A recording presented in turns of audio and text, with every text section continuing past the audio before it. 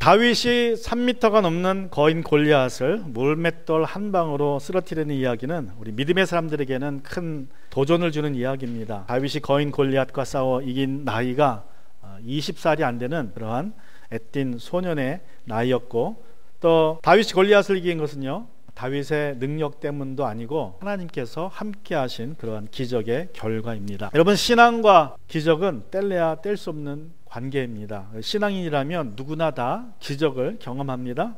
우선 나 같은 죄인이 예수님 믿고 천국 가는 게 기적입니다. 나 같은 죄인 살리신 이라는 곡, 우리 모든 그리스도인들이 가장 좋아하는 그러한 찬송가죠. 이 곡을 지은 존 느튼이 그리스도인이 죽어서 천국에 가면 세 가지 때문에 놀란다고 했습니다. 천국에 꼭 올 것 같은 사람이 안 와서 놀라고, 또 두 번째로 천국에 저 사람은 꼭 안 올 것 같은데 와서 놀라고, 세 번째로 내가 천국에 있다는 사실에 놀란다 그랬죠. 나 같은 죄인이 천국에 갈 수 있다는 게 기적입니다. 가장 큰 기적입니다. 나 같은 죄인이 저 천국에 갈 수 있게 된 기적의 시작은 바로 첫 번째 성탄절에서 비롯되었습니다. 하나님이 죄인들을 구원하시기 위하여 인간의 몸을 입고 오시지 않았다면 죄에서 구원받을 사람이 아무도 없습니다. 예수님이 십자가에서 피를 흘려주셨기에 죄인들이 그 피로 죄를 씻고 그리고 천국에 갈 수 있게 되었습니다. 예수님이 사망 권세 이기시고 부활하셨기에 죄 씻음 받은 죄인들이 영생의 부활의 소망을 가질 수 있게 되었습니다. 죄인들이 예수를 믿게 된 것은 모든 기독교인들이, 신앙인들이 경험하는 첫 번째 기적입니다. 내가 예수 믿었다는 게 기적입니다. 그리고 내가 천국에 갔을 때 천국에 가 있는 내 모습을 발견한 게 마지막 기적이에요. 여러분이 신앙인들의 첫 번째 기적과 마지막 기적 사이에도 우리는 여러 가지 기적들을 체험하며 살게 됩니다. 사실 우리는 매일 기적을 체험하며 삽니다. 오늘 내가 사는 것이 바로 기적이죠. 많은 사람들이 자기가 잘 나와서 건강해서 오늘 하루도 살고 있다고 생각을 합니다. 착각합니다. 여러분, 사람은 정말 연약한 존재입니다. 사람이 몇 분을 숨쉬지 못하면 죽는다 그래요? 보통 사람들은 3분 우리가 숨을 못 쉬면 죽습니다. 하나님이 우리에게 이 세상에 3분 동안만 산소를 안 주시면 그냥 다 죽어요. 살 사람이 없습니다. 또 얼마나 많은 일들, 내 통제 밖에 있는 일들이 일어납니까? 얼마나 많은 사람들이 사고로, 건강으로 목숨을 잃습니까? 여러분, 통계에 따르면 2022년에 전 세계적으로 매일 하루에 18만 3,671명이 죽었다고 합니다. 이것은 매 시간마다 7,653명이 죽었다는 뜻이고요, 1분마다 128명이 죽었다는 뜻이고, 몇 초마다 2.13명이 죽었다는 뜻입니다. 그러므로 내가 살아있는 게 기적이에요. 여러분, 이런 기적들 외에 우리가 살면서 우리 믿는 자들은 여러 가지 기적을 경험하게 됩니다. 여러분이 이제까지 살면서 그리스도인으로서 어떤 기적을 경험하셨습니까? 여러분이 경험한 기적들은, 여러분이 자랑할 수 있는 기적들은 어떤 것들입니까? 다 보면 한두 가지의 기적들이 있죠. 저는 미국에 유학 온 게 된 것이 기적이고, 그리고 또 이런 어려운 과정에서도 우리 여러분 덕분에, 우리 성도님들, 믿음의 성도님 덕분에 잘 버티고 있는 것도 기적입니다. 여러분들은 어떤 기적을 자랑하고 싶습니까? 자, 오늘 소년 다윗이 골리앗을 쓰러뜨리는 기적을 통해서 우리가 어떻게 기적을 경험할 수 있는지 같이 살펴보기로 합니다. 여러분, 소년 다윗이 어떻게 골리앗을 만나 죽이게 되었습니까? 다윗이 처음부터 골리앗과 싸우려고 전쟁터에 나갔습니까? 그렇지 않습니다.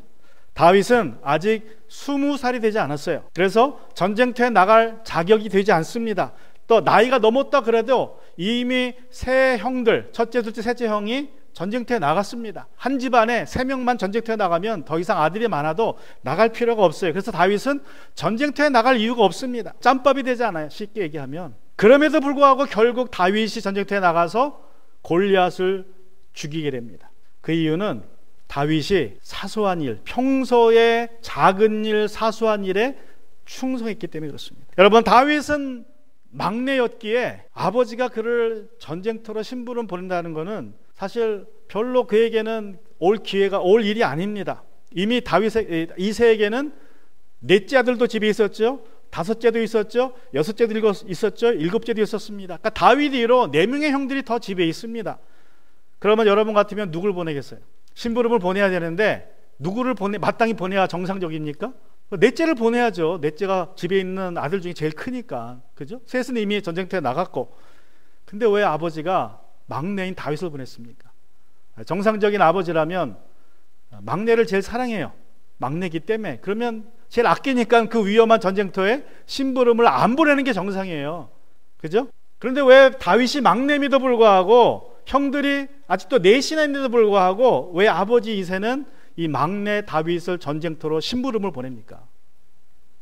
아버지가 보기에 다윗이 막내지만 제일 믿음직했기 때문에 그래요. 왜 그래요? 평소에 하는 걸 보니까 뭘 시켜도 얘는 열심히 해요. 열심히 믿을 만하게 일을 해요. 뭐를 시켜도.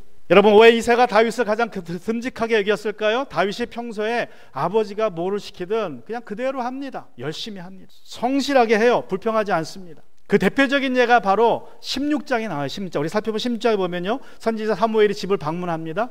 그리고 이 집에서 화목제를 드리겠다 하면서 사무엘이 아들들을 다 불러 모으라 그래요. 그러니까 벌써 이게 뭔가 무슨 일이 있는 거예요. 그 당시 가장 유명한 선지자 사무엘, 지금으로 말하면 뭐 돌아가셨지만 빌리그레암 같은 분이 오셨어요, 집에. 그리고 아들들을 다 모으라 그래요. 그럼 여러분, 부모로서 뭔가 something 스페셜이 진행되고 있다는 걸 알지 않습니까? 그죠? 형들 다 알죠. 아들들도 이제 뭔가 좀 아주 놀라운 일이 벌어지려고 그러는구나. 다 아들들을 불러 모아라. 자, 불러 모았습니다. 근데 다윗에게는 뭐라 그래요? 야, 너는 가서 양떼 좀 지켜라. 형들 중요한 일이 있으니까. 자, 그러한 상황 속에서 다윗이 어떻게 했습니까? 불평했습니까? 불평했단 말이 한마디도 안 나요. 다윗은 아버지의 명령을 따라서 홀로 들판에 나가 아버지의 양떼를 지킵니다. 형들은 뭐하고 있을 때? 화목제. 화목제는요, 끝나면 같이 파티하는 시간이에요. 같이 먹고 마시고 노는, 즐겁게 노는 시간입니다. 교제하는 시간이에요. 그때 다윗은 홀로 아버지의 명을 받들어 들판에서 양들을 지키고 있었고, 또 어쩌면 곰과 사자와 싸우고 있을지도 모르죠. 여러분이 다윗이었다면 어떻게 하겠어요? 뭐 우리 교회에서 많지는 않지만 파티를 하는데, 예배를 드리는데, 성도님은 좀 가서 좀 청소 좀 하시고 제 음식 좀 하시고 저 밖에 좀 있으세요. 그러면은 어떻게 하겠어요? 뿔이 나가지고 난 다시는 이 교회 안 나와 그렇게 하겠어요? 그렇지 않습니까? 다시는 안 나와. 형제들 중에서도 마찬가지죠. 형제들에서 너는 아버지가 너는 가서 뭐 좀 해라. 우리는 막 먹고 마시고 놀고 있어요. 그러면 뿔 나가지고 뭐 그냥 한참 문제가 생기겠죠. 근데 이 다윗은 때를 쓰지 않고 고를 내지 않아요. 여러분, 저는 우리 애들 다섯 애들을 보면 누가 그럴지 알아요. 예? 누가 이런 일 시키면 뿔을 제일 많이 낼지. 여러분, 다윗이 골리앗을 쓰러뜨리는, 이기는, 죽이는 기적의 시작은요, 다윗이 평소에 아버지의 말씀에 순종했어요. 신실했습니다. 그 자세에서 기적이 시작되는 겁니다. 다윗은 골리앗을 만날 이유가 없어요. 그런데 아버지가 그를 신실하게 보아서 전쟁터로 심부름을 보냈기에 다윗이 골리앗을 만나고 보고 싸우게 되는 시작이 되는 것입니다. 여러분, 내가 언제 어떻게 누구에게 하나님께 쓰임받을지 아무도 몰라요. 하나님이 나를 심부름 보냈는데 그 심부름 보낸 계기를 통해서 하나님이 나를 어떤 높은 자리에, 좋은 자리에 올라가게 할 수도 있고요, 기적을 시작하실 수 있어요. 근데 그렇게 되려면 내가 평소에 하나님 보시기에 신실해야 돼요. 신실해야 돼요. 그래야 하나님이 나에게 어떤 심부름 시킬 때 우리는 모릅니다. 하나님이 시키니까 하는 거예요. 하나님 시키니까 하는 건데 가서 보니까 결과가 기적으로 이어질 수 있다는 거예요. 그래서 평소에 정말 남들이 하고 싶은 일, 내가 하고 싶은 일만 해서는 성공할 수 없습니다. 기적을 체험할 수 없어요. 누군가가 시키는 일, 사소한 일이지만, 내가 혼자 해야 될 일이지만, 외로운 일이지만, 그런 일에 충성할 때에 결국 기적을 이룰 기회가 나에게 주어지는 것입니다. 또 두 번째로, 주님은 어떤 사람을 주님의 기적의 도구로 쓰십니까? 어떻게 해야 우리가 주님의 도구로 쓰임 받을 수 있습니까? 작은 일에 목숨 걸고 충성하는 사람입니다. 여러분, 다윗에게 맡겨진 일은 양 치는 일이었어요. 아버지의 양을 치는 일인데, 다윗의 큰형이 전쟁터에서 다윗을 보고 어떤 말을 합니까? 우리 사무엘 17장 28절에 보시면 다윗이 군인들과 이렇게 얘기하는 것을 맏형 엘리압이 듣고 다윗에게 화를 내며 꾸짖었다. 너는 어쩌자고 여기까지 내려왔느냐? 들판에 있는 몇 마리도 안 되는 양을 누구에게 맡겨놓고 떠맡겨놓고 왔느냐?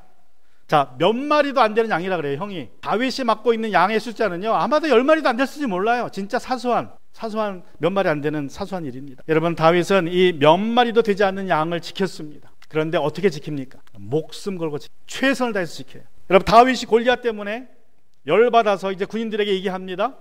저놈을 죽이면 어떤 일이 있습니까? 저거 죽여야 되는데 방금 막 말하고 돌아다녀요.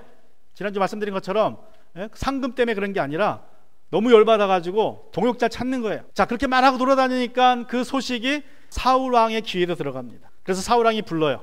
이제 그런 리포트가 들어가니까 어떤 소년이 지금 골리앗과 싸우려고 열받아서 막 돌아다닙니다. 그럼 오라 그래.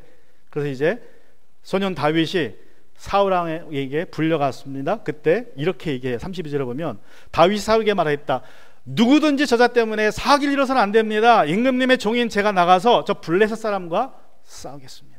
꼬마 다윗이, 소년 다윗이 와서 내가 저 골리앗을 싸우겠습니다 그랬더니 놀랐을 거예요. 그리고 좀 부끄러웠을 거예요. 자기는 무서워 떨고 있는데. 그래서 뭐라고 얘기합니까? 33절에 보시면 그러나 사울은 다윗을 말렸다. 그만두어라. 내가 어떻게 저자와 싸운단 말이냐. 저자는 평생 군대에서 뼈가 굵은 자이지만 너는 아직 어린 소년이 아니냐. 네, 사울이 말리는 거죠. 너는 아직 어리고 경험도 없고 싸워봐야 소용없다. 넌 죽을 거야. 가지마. 그러자 다윗이 뭐라고 얘기해요? 34절 35절. 그러나 다윗이 굽히지 않고 사울에게 말하였다. 임금님의 종인 저는 아버지의 양떼를 지켜왔습니다. 그 몇몇 안 되는 양떼들 지켜왔다는 거죠. 나는 작은 일에 집에 충성했습니다. 사자나 곰이 양떼에게 달려들어 한 마리라도 물어가면 저는 곧바로 뒤쫓아가서 그 놈을 쳐 죽이고 그 입에서 양을 꺼내어 살려내곤 했습니다. 그 짐승이 저에게 덤벼들면 그 턱수염을 붙잡고 때려 죽였습니다.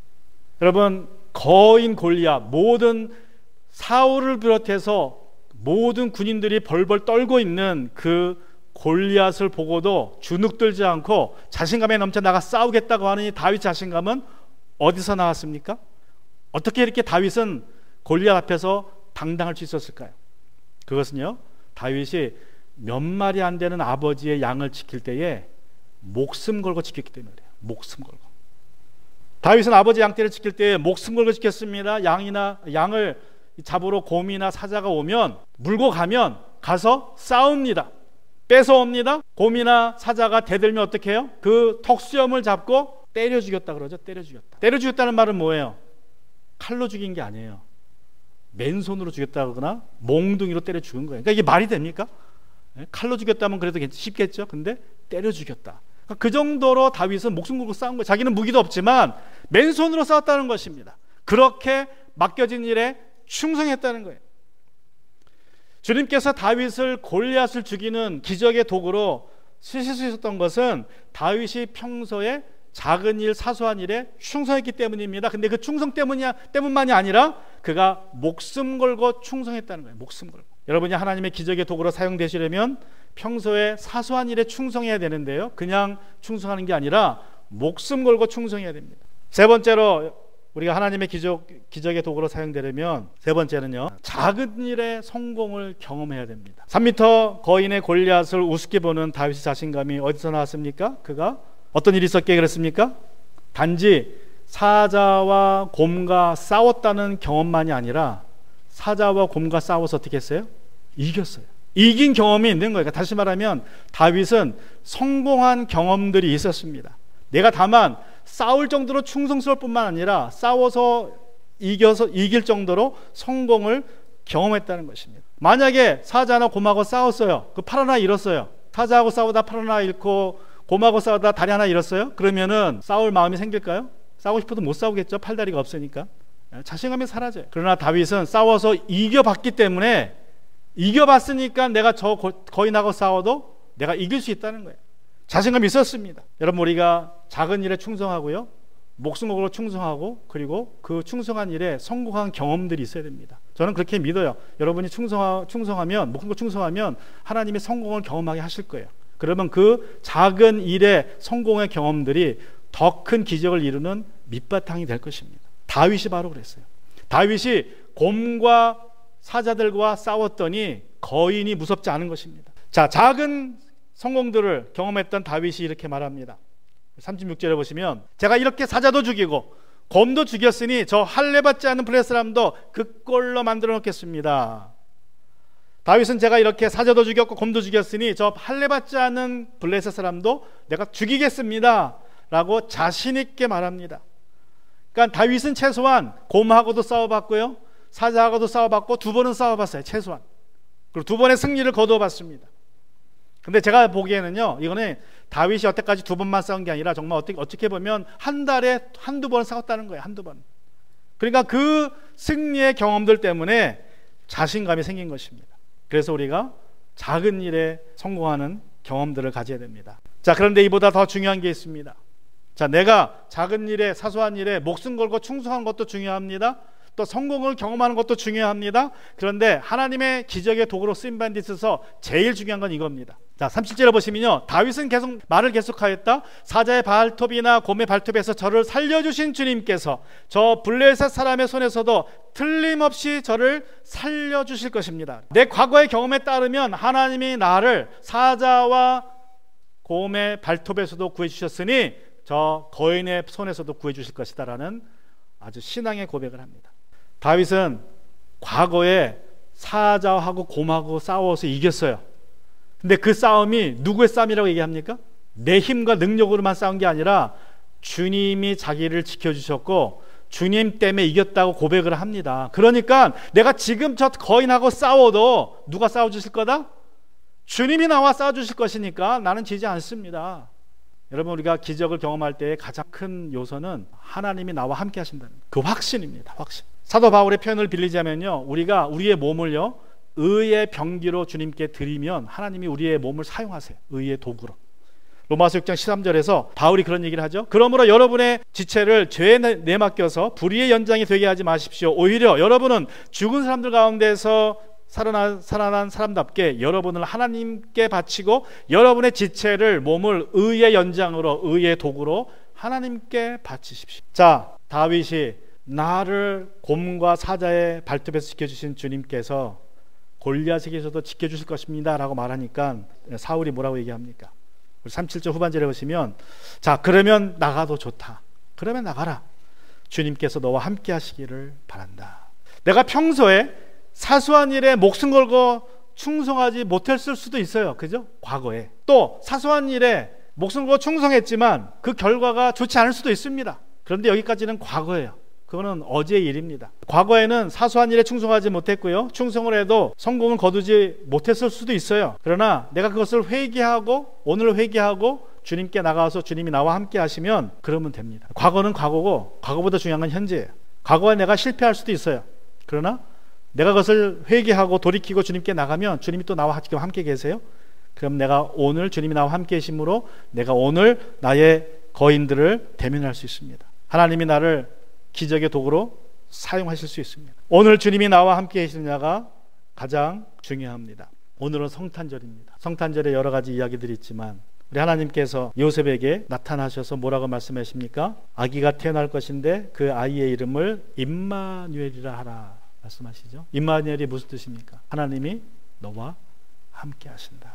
우리 성탄절은 하나님이 우리와 함께 하기 위해서 오신 날이에요. 우리는 그리스도의 탄생을 기념하지만 사실 그보다 더 중요한 것은요, 이제 그 하나님이 우리와 함께 하시기 위해 세상에 오셨다는 것입니다. 여러분, 우리가 경험하는, 우리 모든 그리스도인이 경험하는 첫 번째 기적은요, 나 같은 죄인이 구원받는 것입니다. 이게 첫 번째 기적이에요. 마지막 기적은 뭐예요? 나 같은 죄인이 저 천국에 가 있는 거예요. 천국에 갔더니만 나 같은 죄인이 와 있더라.